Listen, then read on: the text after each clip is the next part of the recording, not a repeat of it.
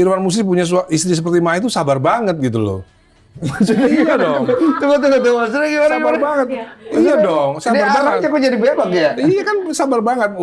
Udah punya suami tapi masih ngoceh-ngocehin masa lalu, nggak marah gitu kan. Kalau orang suami lain pasti marah, pasti kesel. Kamu tuh gimana sih udah punya suami baru kayak saya kok masih ngomongin yang lama-lama gitu.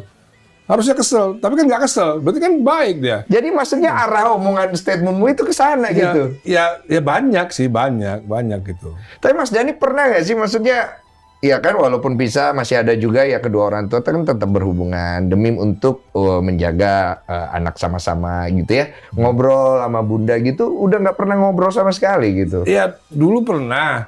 Udah pernah. Tapi ya gitu lagi, ribut lagi gitu. Oh, jadi memang ketidakcocokan ini yang bikin Mas Dhani akhirnya berjalan sendiri aja gitu.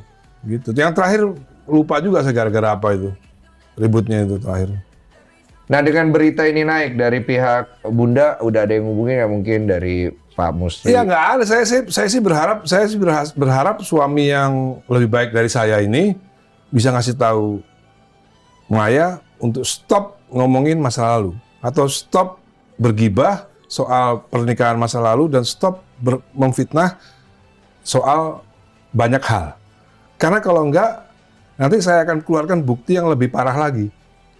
Gitu. Bukti di mana Maya tanda tangan pernah berhubungan dengan seorang laki-laki. Mas Irwan Musli harus nasihatin Maya supaya stop untuk ngomongin pernikahan saya dengan Maya masa lalu, stop untuk pura-pura jadi yang tersakiti, stop untuk pura-pura jadi yang terzolimi, gitu ya. Supaya apa? Supaya hubungannya baik. Kalau enggak, siapa yang mau digituin terus, ya kan? Kalau masih ngomongin gitu terus, saya keluarin lagi nanti satu bukti di mana yang menyebabkan saya menceraikan Maya. Gitu. Jadi selama ini Mas Dhani itu kalau saya jadi misalnya gini ya, kalau orang berpendidikan, dia tahu saya menceraikan Maya. Semua orang Islam yang paham fikih Islam pasti tahu kenapa perempuan itu diceraikan, itu pasti tahu sebabnya kenapa. Nggak perlu dijelaskan udah.